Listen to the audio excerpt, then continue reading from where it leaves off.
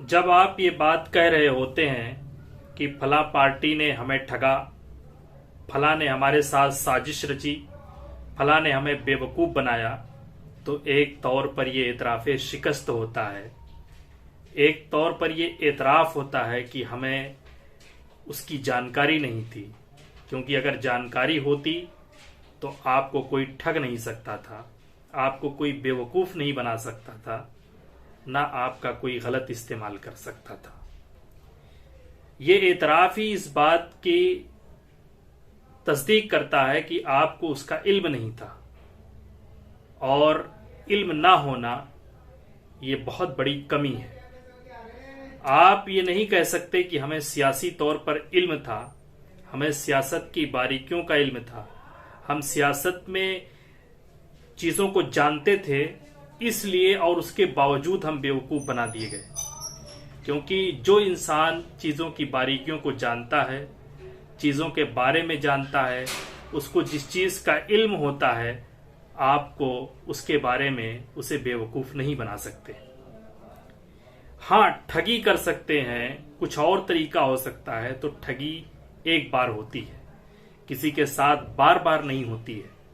और आपको इस बात का एतराफ़ है कि हमें 70 साल से बेवकूफ़ बनाया गया, हमें लूटा गया, ठगा गया। तो ये एक बार हो सकती है, हमेशा नहीं हो सकती। जब आपको इस बात का एतराफ़ है कि हमें हमेशा इस्तेमाल किया गया, तो ये सीधा सा इस कहने का मफहूम सीधा ये होता है कि हमें इस बात का इल्म नहीं था, और हम इल्म ही की बात कर रहे हैं। सवाल यह है कि अगर कल तक आपको इल्म नहीं था, तो आज आपको कहां से इल्म आ गया कि हमें यह रास्ता चुनना चाहिए या इस पार्टी की तरफ जाना चाहिए। सेकुलर पार्टियों को छोड़ करके अगर हम एक मुस्लिम पार्टी को अपनाएंगे तो हमें उसमें हमारा मुस्तकबिल सही हो जाएगा, हमारे फ्यूचर में हमें ठगा नहीं जाएगा। ये सिर्फ आप देखेंगे तो आपको इसकी तह में नजर आएगा कि एक रद्द अमल की नफ्सियात है, एक रद्द अमल की रिएक्शन की साइकोलॉजी है जो काम कर रही है। अगर रिएक्शन की साइकोलॉजी नहीं है तो आप खुद ही बताएं कि आप किसी और मुस्लिम पार्टी की तरफ क्यों नहीं जा रहे हैं। क्या इसलिए कि कांग्रेस और इस तरीके से सपा बसपा वगैरह दूसरी पार्टियों को छोड़कर हिंदू एक सांप्रदायिक पार्टी की तरफ चला गया है और आप रिएक्शन में उसकी तरफ जा रहे हैं, जो एक अपनी सांप्रदायिक छवि रखती है? आपको इससे इनकार नहीं हो सकता। अगर ऐसा नहीं है तो इस देश में कई और मुस्लिम पार्टियां हैं, आप उनकी तरफ इस नजर से क्यों नहीं देखते? आप जितनी मदद एक खास मुस्लिम पार्टी को कर रहे हैं, उतनी ही मदद या उतनी ही जोशो वलवले के साथ किसी और मुस्लिम पार्टी की तरफ जाएंगे तो शायद वो भी आपके मफाद की बात करे, वो भी आपके हुकूक की बात करे, लेकिन आप उधर नहीं जा रहे हैं। तो हम इसको क्या समझें, रिएक्शन समझें या जल्दबाजी में लिया गया फैसला? क्योंकि एक शख्स वो क्या आपको हक दिला पाएगा, वो क्या आपकी हिस्सेदारी दिला पाएगा, जिसका जमीनी सतह पर कुछ भी नहीं है। आप यूपी की मिसाल ले लें, यूपी में एक पार्टी और है, डॉक्टर अय्यूब की पार्टी, उसके अलावा भी पार्टियां, लेकिन मैं उनको जिक्र करना मुनासिब नहीं समझ रहा।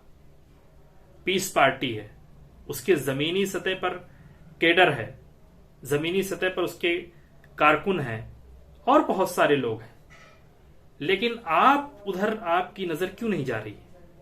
यूपी में आप हालांकि जानते बूझते हुए कि मजलिस का ना कोई कारकुन है, ना कोई केडर है, ना कोई कहीं कुछ भी नहीं है, जमीनी सतह पर ना कोई काम है, फिर किस बुनियाद पर आप उधर जा रहे हैं? सिर्फ इसलिए कि वो मुसलमानों की बात करते हैं?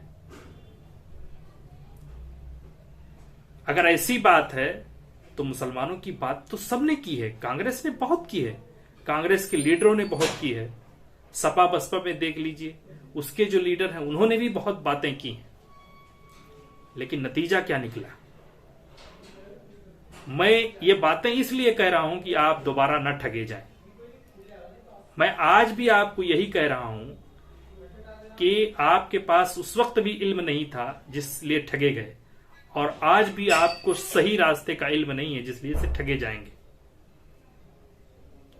सियासत में अनकंडीशनली किसी को भी इस तरीके से जौक दर जौक चले जाना, जैसे आप पहले कांग्रेस की तरफ गए, बगैर किसी मुतालबे के, बगैर किसी इशू रखे, बगैर कोई अपना कंडीशन रखे आप कांग्रेस को वोट करते रहे, कांग्रेस ठगती रही। इसकी क्या गारंटी है कि आप बगैर किसी कंडीशन के मजलिस की तरफ जाएंगे और मजलिस आपको नहीं ठगेगी? या मजलिस आपका काम नहीं की तो आप क्या करेंगे? क्या फिर आप ठगना चाह रहे हैं? क्या उनके अंदर ये साइकोलॉजी या उनके नफ्सियात में ये बात नहीं आएगी कि इनकी मजबूरी है, हमें छोड़ के जाएंगे तो कहां जाएंगे? सेकुलर पार्टियों को दे नहीं सकते, बीजेपी की तरफ जाएंगे नहीं, मजलिस उनकी मजबूरी है, जैसे कभी कांग्रेस मजबूरी हुआ करती थी। तो क्या वो आपकी मजबूरी का फायदा नहीं उठाएंगे? अगर मेरी इन बातों में जरा सी भी सच्चाई है तो आपको सोचना चाहिए, उन जगहों का जाकर के आपको दौरा करना चाहिए, या उन जगहों के बारे में जरा सा मुताला करना चाहिए, पढ़ना चाहिए कि जहां से इस पार्टी के लीडर जीते हैं, जहां से इस पार्टी के कैंडिडेट जीते हैं, क्या उन इलाकों में कोई काम हुआ है? क्या मुसलमानों के फलाह बहबूद के लिए कोई कदम उठाया गया है? क्या उन इलाकों में ऐसी कुछ चीजें हुई हैं जो कहा जाए कि हां पिछले लोगों ने नहीं किया, या पिछले लोग ये काम नहीं कर सकते थे और इन्होंने ही सिर्फ किया? अगर ऐसा हो रहा है तो वोट करें। हम वोट से किसी को नहीं रोक रहे, लेकिन बगैर किसी कंडीशन के, बगैर किसी काम के आप किसी भी वोट करेंगे, ये कोई अकलमंदी की बात नहीं है। कोई भी रास्ता चुना जाए सूझबूझ के साथ चुना जाए, जज्बात में नहीं चुना जाना चाहिए। और जब भी आप सियासत में कोई फैसला कर रहे होते हैं, कोई रास्ता चुन रहे होते हैं, तो उसके मुस्तकबिल के नताइज पर जरूर गौर करना चाहिए कि उससे हमारा क्या नुकसान होगा, हमारा क्या फायदा होगा, मुल्क का क्या नुकसान होगा, मुल्क का क्या फायदा होगा। इन सब चीजों पर अगर आप नजर नहीं रखते हैं तो यहां भी लैक ऑफ नॉलेज का मसला हो जाएगा। मैं लैक ऑफ नॉलेज की ही बात कर रहा हूं। आपके पास लैक ऑफ नॉलेज का मसला था, इसलिए आप इतने दिनों तक ठगे गए। जिसके पास नॉलेज होगी उसको कोई इतने दिन ठग नहीं सकता है।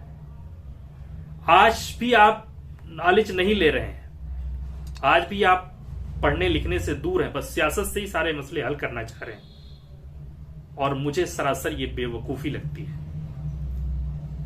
दुनिया याद रखिए कि वहशी दरिंदों के अलावा, वहशी दरिंदों के अगर कोई इलाका नहीं है, उस इलाके के वहशी दरिंदों के इलाकों के अलावा कोई भी दुनिया में ऐसी जगह नहीं है जहां पर किताबों ने ना राज किया हो। सिर्फ किताबों ने राज किया है, नॉलेज ने राज किया है, इंफॉर्मेशन ने राज किया है। आज की दुनिया, सोशल मीडियाई दुनिया में, नेट की दुनिया में, आपको इस बात का बखूबी इल्म है, अच्छे से जानते हैं कि इंफॉर्मेशन, नॉलेज ही जंग है। और आपको तो हदीस में कही दिया था अल्लाह के रसूल ने कि अल इल्मु सिलाहुल मोमिन, मोमिन का हथियार इल्म है। आपने उस हथियार को कितना अपनाया ये आप सोचें। अगर आपने अपनाया होता तो आपसे कोई जीत कर नहीं जा सकता था, आपको कोई बेवकूफ बनाकर नहीं जा सकता था, आपको कोई ठग कर नहीं जा सकता था। लेकिन मसला क्या है कि आपने अपना हथियार ही डाल दिया है, इसलिए आपको कोई बेवकूफ बना रहा है, कोई ठग रहा है। और आइंदा भी इस बात की कोई गारंटी नहीं है, कोई जमानत नहीं है कि आप जिधर जा रहे हैं वो आपको नहीं ठगेंगे। क्यों? क्योंकि आपने अभी भी अपना हथियार डाला हुआ है। हथियार जब तक आप अपना डाले रखेंगे, कोई भी आपको यूज करेगा, इस्तेमाल करेगा, ये आपके साथ होना ही है।